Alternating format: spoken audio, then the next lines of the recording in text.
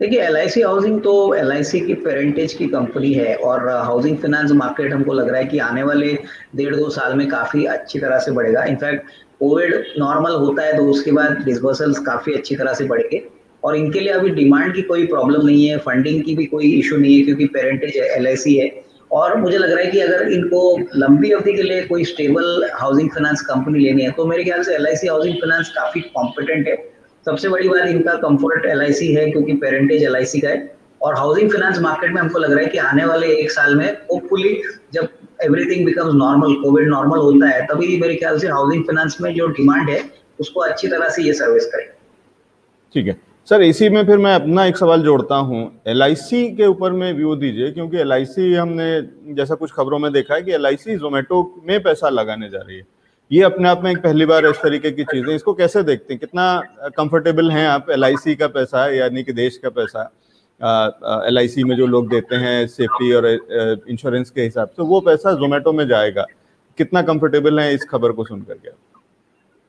देखिए, पहली बात तो जब भी मेरे ख्याल से जितना मुझे पता है एलआईसी जब भी कोई भी कंपनी में निवेश करता है वो शॉर्ट टर्म निवेश नहीं करता, वो कम से कम 4 या 5 साल का व्यू लेके काम करता है। और जोमेटो में मैं एक ही बात कहूंगा कि नॉर्मल वैल्यूएशन तरीके अगर हम देखें तो ये कंपनी लॉस मेकिंग है।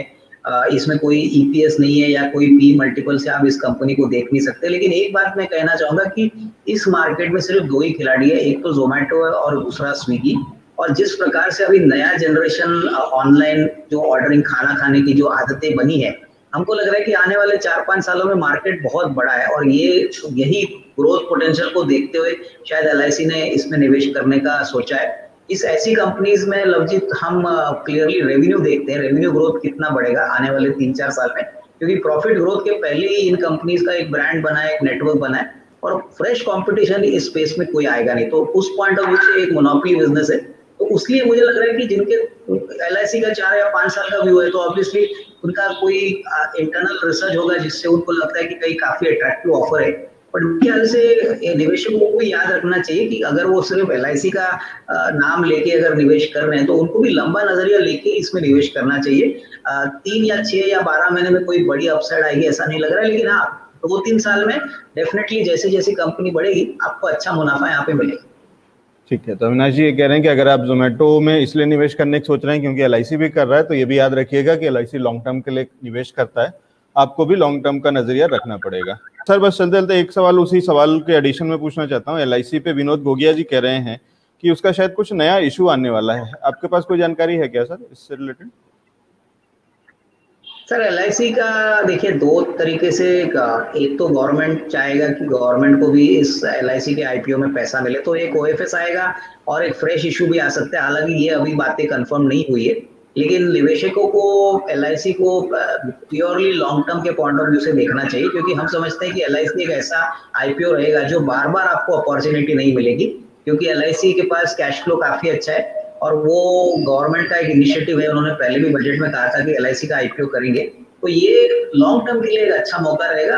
हालांकि ये ओएफएस भी अगर होता है तो उसमें कोई दिक्कत नहीं है, क्योंकि फाइनली इंडियन पब्लिक को इसमें पार्टिसिपेट करने के लिए मौका मिलेगा। But overall long term prospects insurance के लिए और एलआईसी के लिए बहुत ही बढ़िया है, but from a 2 to 3 year kind of time frame. तो इसमें शॉर्ट टर्म के लिए हो सकता है कि थोड़ा लिस्टिंग गेन मिले, लेकिन जो बड़ा पैसा बनेगा वो लॉन्ग टर्म इन्वेस्टर्स कमाए।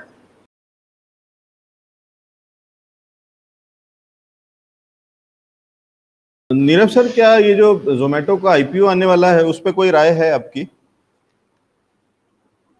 देखिए काफी हाइप बना हुआ है क्योंकि बहुत बड़ा इश्यू है, करीब 9,500 करोड़ का इश्यू साइज है और क्योंकि स्टॉक अपनी अभी भी अपनी जो लॉस मेकिंग है उसके बावजूद इतना हाई प्रयोग कर रही है और पिछले 10-15 दिनों से जब से आईपीओ का इन्वेस्टमेंट हुआ तब से लगातार चर्चा में है और ये बात आ रही कि बहुत महंगा है बहुत महंगा है।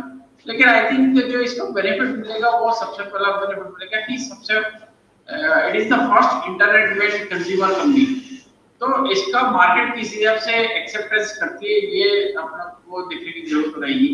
और जो भी इंस्टीट्यूशनल इन्वेस्टर होंगे वो डेफिनेटली अट्रैक्ट होंगे। अगर हम लोग जब जोमेटो को हमें कंपेयर करना है तो हमें एक ग्लोबल सेटअप के साथ हमें कंपेयर करना होगा कि यूएस में कंज्यूमर कंपनीज किस तरह से कर रही है, चाइना में कंज्यूमर कंपनीज किस तरह से कर रही है, तो उसके साथ में इसकी कंपैरिजन होने वाली है।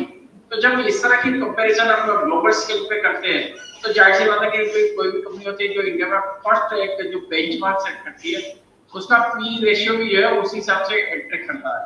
आई थिंक मे बी जिसका अगर लॉन्ग टर्म व्यू है 4-5 साल का व्यू है तो वो लोग इन्वेस्टमेंट कर सकते हैं। अब ये मत देखिए कि आपको करंट में महंगा मिल रहा है या क्या मिल रहा है, वैल्यूएशन में भी हो सकता है कि काफी महंगा, लेकिन अगर एक ग्लोबल पर्सपेक्टिव के साथ अगर हम लोग बात करते हैं तो मैं भी हो सकता है कि काफी अच्छा आपको 4-5 साल के हिसाब से एक अच्छा रिटर्न देखने को मिल सकता है।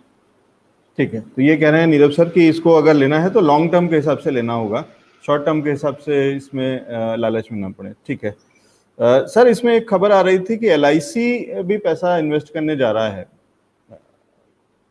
जोमेटो के। जैसे मैंने कहा कि जितने भी इंस्टीट्यूशनल इन्वेस्टर है वो सारे इसमें इंटरेक्ट होंगे इन्वेस्टमेंट करने के लिए। और खाली एक एग्जांपल बताऊंगा कि जो पिछले दिनों में हमने बर्गर किंग का IPO देखा था।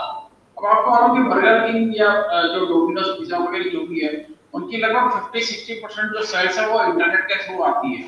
ठीक है, तो बर्गर किंग का भी आप देखो कोई स्टॉक में कितना बड़ा इजाफा हुआ, वेस्टर्न जो पिज्जा की वो है तो उस पे देखो आप या फिर ट्यूबलाइट फूड देखो तो इन सब में कितना ग्रोथ रहा है। इन सब को देखते हुए जोमेटो में देख सकते हैं कि 4-5 सालों के अंदर में इसमें काफी अच्छा बड़ा ग्रोथ दिखेगा। और क्योंकि एक बेंचमार्क स्थापित करने वाली है तो बेंचमार्क के लिए ऑलवेज जो प्रीमियम है वो थोड़ा सा हाई रहता है, पी थोड़ा सा वो ज्यादा इंटरेस्ट करता है। तो उसके हिसाब से मुझे लगता है कि वो ये आने वाले कुछ सालों में अपना एक अच्छा परफॉर्मेंस देता रहेगा। ठीक है सर, क्या इसके चलते LIC के स्टॉक्स पे कुछ असर आ सकता है? क्योंकि हम आज LIC हाउसिंग डिस्कस कर रहे थे, LIC हाउसिंग में एक जो भी मूवमेंट आ रहा है या कुछ I think LIC housing pure sentimental हो सकता है, क्योंकि अगर जो भी इन्वेस्टमेंट है वो तो पेरेंट कंपनी करेगी, वो LIC इंडिया करने वाली है। LIC हाउसिंग में कोई इन्वेस्टमेंट नहीं होने वाला कि LIC हाउसिंग में उसमें पैसा नहीं लगाने वाली है। तो मे बी मार्केट सेंटिमेंटल उसको अटैचमेंट कर रहा है, बट LIC हाउसिंग का और जोमेटो के इन्वेस्टमेंट से कोई मतलब नहीं है। अभी करेगा वो उसकी जो पेरेंट कंपनी वो करने वाली है। आई थिंक ये दोनों अलग अलग इश्यू है और आपको उसकी मेरिट के ऊपर देखना चाहिए।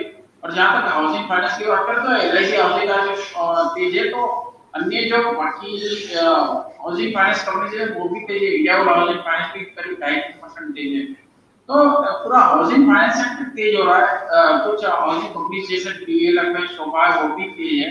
तो ये सेक्टर उसके हिसाब से तेज हो रहा है, ना कि मुझे लगता है कि इसको जोमेटो के साथ कोई लिंक करना चाहिए।